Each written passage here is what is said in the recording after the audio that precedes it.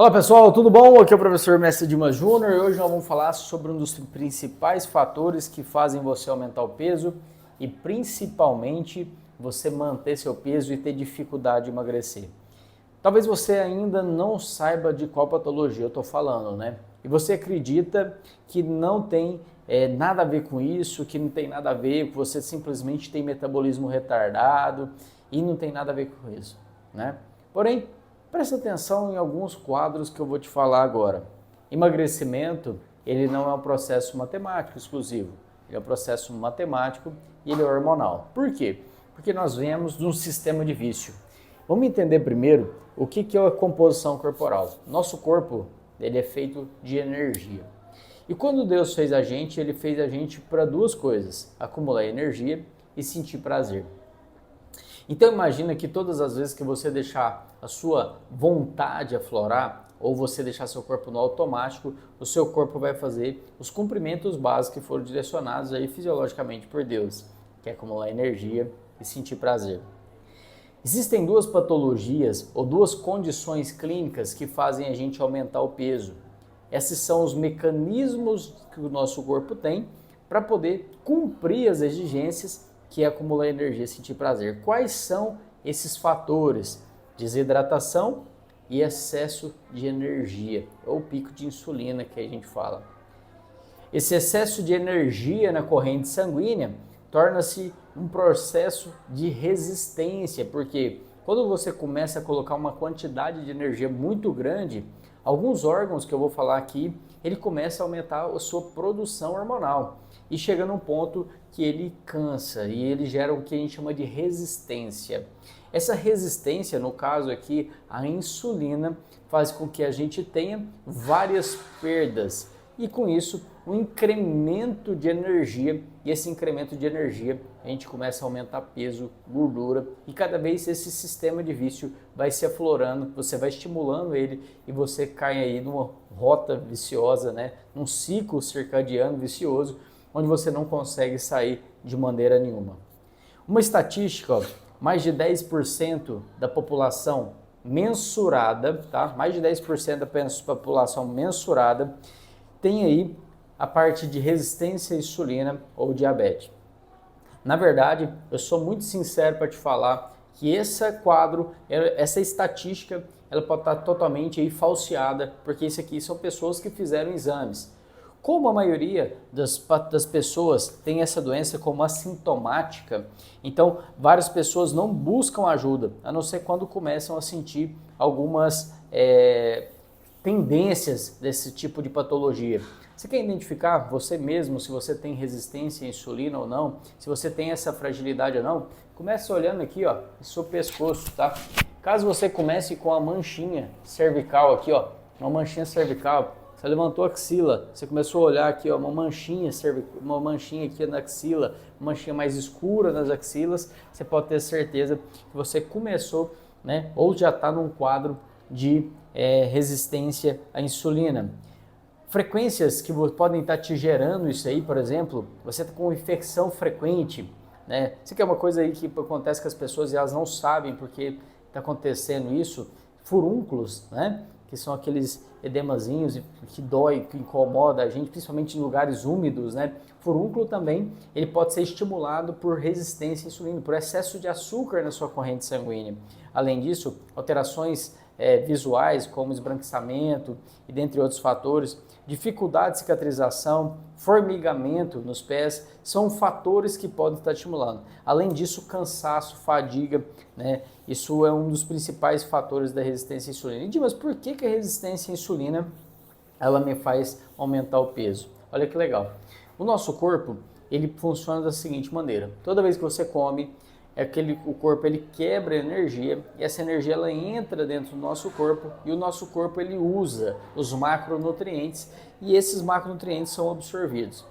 E existe um órgão, eu vou até colocar aqui para você, ó, existe um ciclo, né? Existe um ciclozinho fisiológico, né? Que é o ciclo, né, do armazenamento energético. Esse ciclo fisiológico, ele fala o seguinte: toda vez que tem excesso de energia na sua corrente sanguínea, o pâncreas, né, as células beta do pâncreas, ele aumenta a produção do hormônio que chama insulina. E essa insulina tem função básica de captar aquela glicose da sua corrente sanguínea e armazenar em dois lugares. Ele vai armazenar na musculatura e ele vai armazenar no seu fígado, fazendo limpeza sanguínea para que você possa continuar com a parte metabólica funcionando normalmente. Com o tempo e com a base nutricional nossa, hoje a população brasileira, em estatísticas locais, tem mais de 80% da base nutricional voltadas para o carboidrato. Sendo saudável ou não, sendo fit, light, zero ou qualquer outra coisa do tipo, a base energética da nossa alimentação, a base nutricional da nossa alimentação, mais de 80% da nossa nutrição é energia, é carboidrato. Como a gente perdeu a deambulação, como a gente perdeu o movimento, a gente trabalha muito mais sentado, a gente não desloca muito. Hoje eu fiz uma estatística aqui regional, a gente tem que dar 10 mil passos por dia. A população, no nosso caso aqui, em média de 2.000, 2.500 passos por dia. Isso quer dizer o seguinte, quer dizer que a gente reduziu aí em quase 5 vezes a quantidade de passos que a gente dá, em quase 5 vezes o gasto energético, a limpeza sanguínea. Isso quer dizer que esse excesso de açúcar que fica ali, ele tem que ser armazenado e é claro que esse órgão não consegue fazer isso em determinado ponto e com um certo volume e você começa a criar resistência à insulina.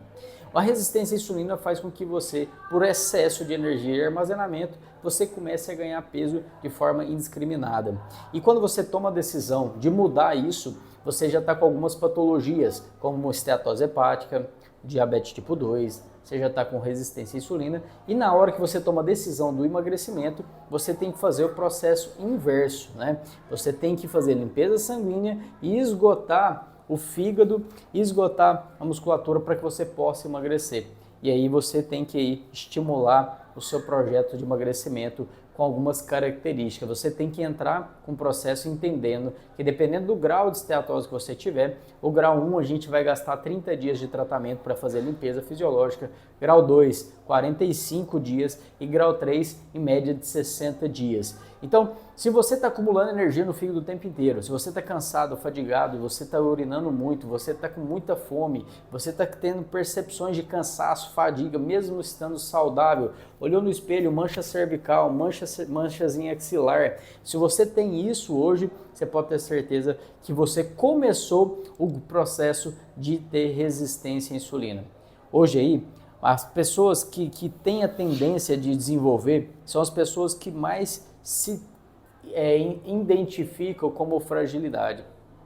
As pessoas que têm uma tendência são pessoas com baixa escolaridade, segundo as pesquisas, tá? Eu não acredito muito nisso, mas com baixa escolaridade e pessoas acima de 20 anos. Então, essas pessoas acima de 20 anos com baixa escolaridade, existe uma tendência de comer mais carboidrato e comendo mais carboidrato, você vai ter uma tendência de se tornar resistente à insulina. O Brasil ele é o 5º país, segundo as estatísticas aí, que tem aí a tendência, né, de desenvolver diabetes e se tornando aí entre o 3º e o 2º país em até 2035. Por quê? Porque a nossa base nutricional está voltada para a energia e nós estamos a cada dia mais, por ser um processo de alimento mais prático e pela rotina brasileira de estabilização de alimentação, vamos se tornar aí, se não o primeiro país em pouco tempo com o maior número de diabéticos possíveis. Essa epidemia, vamos falar assim, essa epidemia fisiológica vai trazer vários danos, né, à sua cadeia pública de saúde. Então, se você quer sair fora disso, você pode fazer isso de forma totalmente saudável. Todos os medicamentos que surgiram até hoje, você pode ter certeza que é para tratar a resistência à insulina. Por quê? Quando você baixa a glicose sanguínea, a gente só sente falta das coisas que a gente come. Quando baixa a corrente sanguínea, o açúcar da corrente sanguínea, a sua sensibilidade a carboidrato diminui, você consegue seguir melhor um planejamento nutricional, isso faz com que você tenha mais resultado. Você consegue limpar a corrente sanguínea, limpar a fibra musculatura e consegue ter conversão de balança. Então, se você quer emagrecer, se você quer cuidar da sua saúde, comece fazendo acompanhamentos completos, porque você tem que fazer um plano nutricional, você tem que colocar um sistema de exercício perfeito, você tem que melhorar a sua hidratação, você tem que correr atrás enquanto dá tempo para tratar a sua resistência à insulina. Observou mancha cervical, está cansado, fadigado, você não tem nenhuma doença, corra atrás porque pode ser resistência à insulina e esse é um dos principais fatores de saúde pública e vai cada vez aumentar mais. Então, não deixe isso acontecer com você, não deixe acontecer com a sua família, procure ajuda e nós estamos do lado de cá para poder te ajudar. Fazer todas as limpezas e te ensinar de forma teórica e prática tudo que você precisa saber sobre resistência à insulina, sobre processos fisiológicos, né? E para que você possa ir junto com sua família, junto com as pessoas que você ama, sair dessa estatística e tratar a resistência à insulina. Na minha opinião, a resistência à insulina, o excesso de carboidrato na sua base nutricional são os principais fatores que fazem você ganhar peso, mesmo que essa base nutricional esteja sendo caracterizada como saudável. Então vamos junto, vem comigo e eu vou te ajudar.